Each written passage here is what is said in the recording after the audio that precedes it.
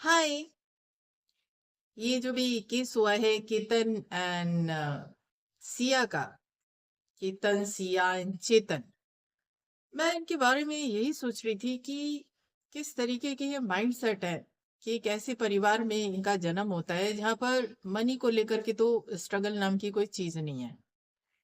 Because उनके father ने ही बोला है कि शादी में जो किसी दूसरी डेस्टिनेशन पर जाकर शादी करनी थी तो उसमें मैं 3 साढ़े 3 करोड़ शादी में लगा रहा था। पहले न्यूज में आ रहा था 16 17 करोड़, लेकिन उन्होंने कहा कि नहीं वो सब फेक है, बट 3 साढ़े 3 करोड़ तो मैं लगा था। तो आप सोच के देखिए कि पैसे की परेशानी तो सिया ने कभी फेस ही नहीं की होगी, और सब कुछ मिला होगा लाइफ में।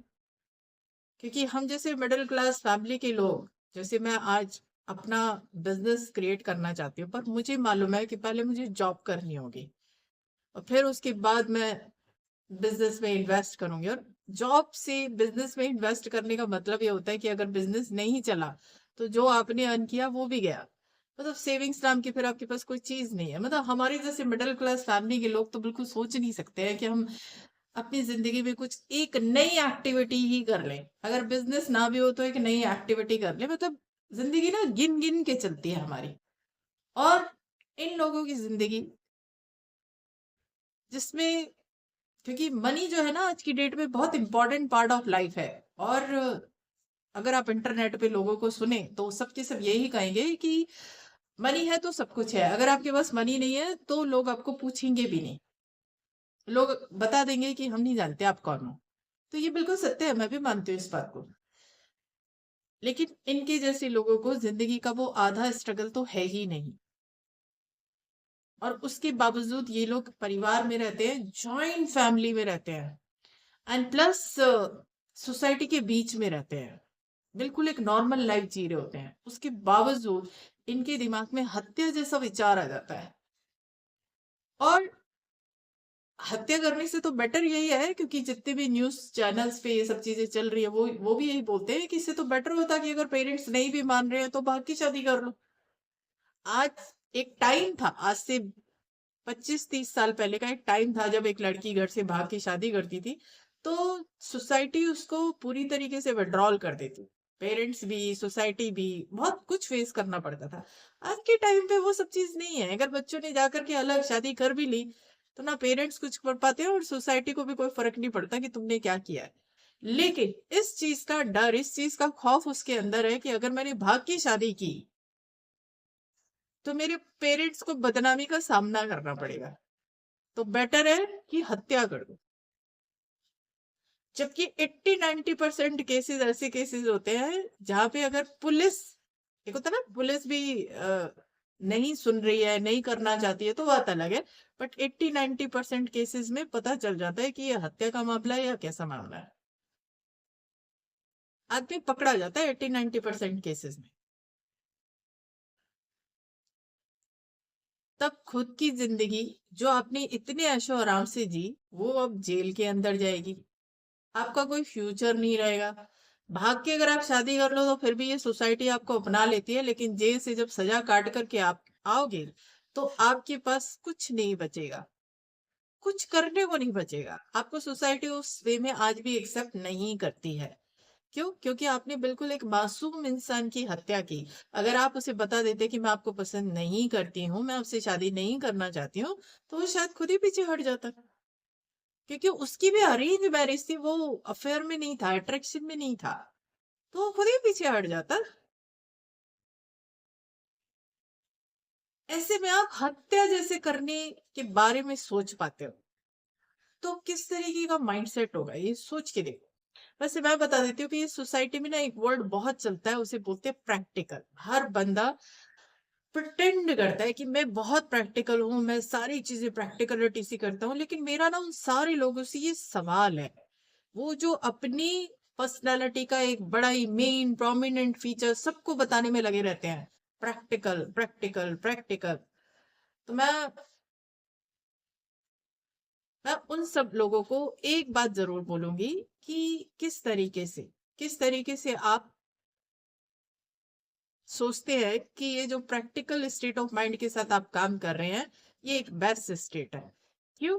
क्योंकि कोई भी आप पे ट्रस्ट नहीं कर रहा है, लोगों को आपसे कंप्लेन इतनी ज्यादा है, एंड चारों तरफ नेगेटिविटी नेगेटिविटी है। लोग आज एक दूसरे के साथ खुश नहीं है।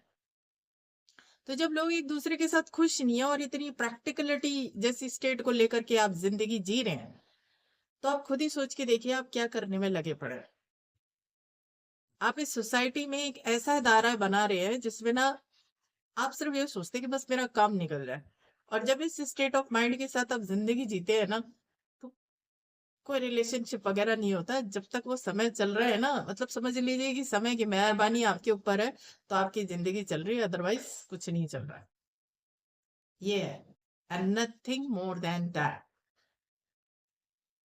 तो इस स्टेट ऑफ माइंड को मैं खुद भी सोसाइटी के अंदर इतना ज्यादा फेस करती हूँ, और फेस करने के बाद मुझे ऐसा लगता है, क्योंकि मैं ना अपने आप को लोगों से बहुत दूर रखती हूँ, तो मुझे ऐसा लगता है कि सब लोग इसी तरीके से जी रहे हैं। और इस तरीके का माइंडसेट जो हम बोल बोल करके क्रिएट कर रहे हैं कि I am this and I am that और यही सबसे बेस्ट है, उसी में शायद इस तरह की स्थिति, क्योंकि आपने तो सिर्फ अपने बारे में सोचना है। तो आई थिंक सो कि शायद इसी तरीके से ये एक स्टेट ऑफ माइंड इंसान की बन जाती होगी कि हाँ, हत्या भी कर दो तो क्या फर्क पड़ रहा है। ऐसे ही चल रहा है फिर इस सोसाइटी के अंदर, क्योंकि 3-4 दिन हो गए हैं इस केस को। और यकीन जानिए, मतलब क्या ही बोलूं, जो इंसान इस दुनिया में जा चुका है, अगर मैं बोलूं कि मुझे उसके साथ सिंपैथी है, तो वर्ड ही जाया कर रही हूँ। सिंपैथी उसके लिए तो अब इन सब चीजों का कोई मायने नहीं है ना। अगर एक इंसान जिंदा हो तब तो कोई मायने है भी कि हाँ ठीक है, मेरी उस इंसान के साथ एक सिंपैथी है। बट अब वो दुनिया दुनिया में नहीं है, लेकिन फिर भी एक चेहरा घूम रहा है कि वो अपनी शादी को लेकर के कितना खुश है। कभी फोटो शूट के लिए बाली जाना चाहता है, कभी उसका बर्थडे सेलिब्रेट करने के लिए महाबलेश्वर जाना चाहता है, उसकी बर्थडे को अरेंज करने में लगा पड़ा है। और जिसके साथ वो ये कर रहा है वो उसकी हत्या की प्लानिंग कर रही है। तो सोसाइटी में जब इस तरीके के एक्ट घटते हैं तो ऑब्वियस माइंड पे इम्पैक्ट तो डालते हैं। पर किस तरीके से इन लोगों को जो हमारे ही बीच में रह रहे हैं कैसे पहचाने, तो मैं बता देती हूँ कि मैंने क्या किया हुआ है। मेरे आगे बैठ करके अगर कोई भी व्यक्ति, पता तो चल ही जाता है कि ये सिर्फ अपने बारे में सोच रहा है, और अगर वो प्रटेंड करने की कोशिश कर रहा होता है ना कि मैं बहुत प्रैक्टिकल हूँ, मैं सब प्रैक्टिकलिटीज है, मैं उसको रोक देती हूँ। ऐसे मुझे ये स्टेट ऑफ माइंड बिल्कुल भी पसंद नहीं है। और अगर आपको ट्रांजेक्शन, क्योंकि प्रैक्टिकलिटी का मतलब होता है व्यवहार करना, और व्यवहार होता है बिजनेस में। और मैं जब बिजनेस करने पर आऊंगी तो बिजनेस वाली बातें करूंगी, और अगर रिलेशनशिप में हूं तो फिर आप अपनी प्रैक्टिकलिटी को बाहर निकाल के रखो। और अगर उसके बावजूद आप मुझे ये बताने की कोशिश कर रहे हो कि मैं तो बहुत प्रैक्टिकल हूं, तो आप जा सकते हो। I don't want you any more in my life. Relationship है तो तमीज से निभाओ। जैसे मेरा अपने घर के अंदर ये उसूल है कि जो मेरे घर आ रहा है वो खाना खा के जाएगा। ये मेरा उसूल है। अगर कोई बीमार है तो मैं उसको जरूर पूछूंगी कि कोई मदद की जरूरत है। इंसानियत यही कहती है कि एक भूखे को खाना खिलाओ। घर पे जो आ रहा है वो एक अतिथि है, उसे खाना खिला के भेजो। एक बीमार है तो जितना आपकी सामर्थ्य है आप उसके अनुसार उसे हॉस्पिटल पहुंचा दो, या फाइनेंशियली आप उसको हेल्प कर सकते हो तो आप कर दो। तो इन चीजों को आप अपने अंदर जिंदा रख करके जिंदगी जियो। हर चीज में बिजनेस नहीं होता है, हर चीज में ये कि बस मेरा काम पूरा हो जाए, मेरा मकसद पूरा हो जाए। जब इस तरीके की स्टेट ऑफ माइंड होती है ना, क्यों? क्योंकि आम सी जिंदगी में नंबर ऑफ टाइम्स ये फील हो जाता है कि ये मेरा बेवकूफ बना के गया है। तो जब इस तरह की स्थिति है तो उस इंसान को सबसे पहले उठा के अपनी जिंदगी से बाहर करो। क्यों? क्योंकि उसकी वो स्टेट ऑफ माइंड टूटनी चालू हो जाएगी, तब जाके वो कहीं नॉर्मल होगा कि हाँ, मैं अपनी मर्जी से इस दुनिया में सब कुछ नहीं कर सकता हूँ। और ये भी कहना कि भाग के शादी करते तो माँ बाप की बदनामी होती, नहीं, हत्या की है, पकड़े गए तब भी माँ बाप की बदनामी है, और खुद जेल के पीछे हो, बात ये नहीं है। उनको ये लगता है कि हत्या करके हम दिमाग लगा लेते हैं, बच के निकल जाएंगे, नहीं पकड़े जाएंगे। पर उसमें हमें एक बेनिफिट है कि बाद में हम कहेंगे कि नहीं, मेरी तो इस लड़के से शादी कर दो, और माँ बाप से बना के रखो। क्योंकि माँ बाप से बना के रखोगे तो मनी का भी एक रास्ता, एक सोर्स आपके पास बना रहेगा। ये भी सेकंड स्टेट ऑफ माइंड है।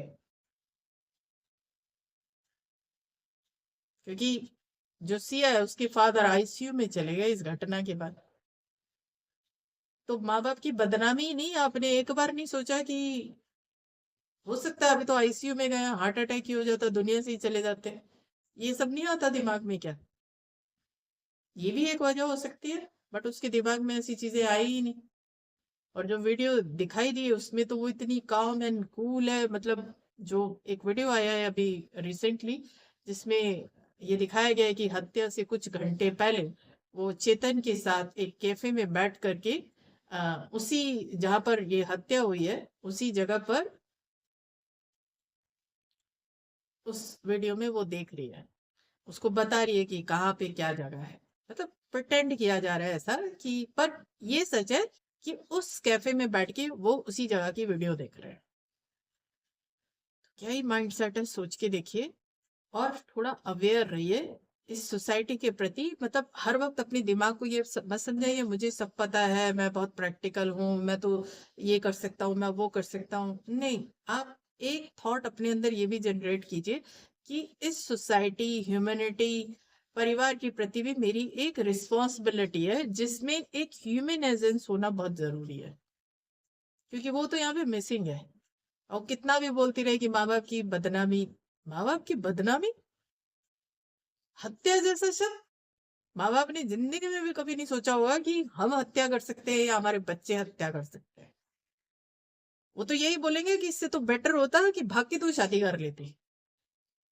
अगर माँ बाप के सामने ये चॉइस रखी जाती ना कि ये भाग की शादी करती, आप उसको अफोर्ड करना पसंद करते हैं, या इसने केतन की हत्या की है आप उसको अफोर्ड करना पसंद करते हैं, अगर दोनों सिचुएशन में से एक होती, आप कौन सा चूज करते? वो मैं 100% बोलती हूँ, वो यही बोलते कि भाग की शादी कर लेती, हमसे ना वास्ता रखती, कोई दिक्कत नहीं है, हम ये बदनामी झेल लेते।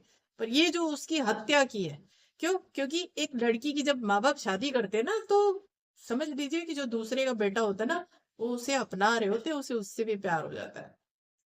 क्यों? घर का सदस्य बनने वाला है। और 4-5 महीने में जहां पर भी उसको उन्होंने एक दामाद के रूप में स्वीकार किया, मैं तो नहीं मान सकती कि उनके अंदर ये फीलिंग ना आई हो कि अब ये हमारे घर का सदस्य है।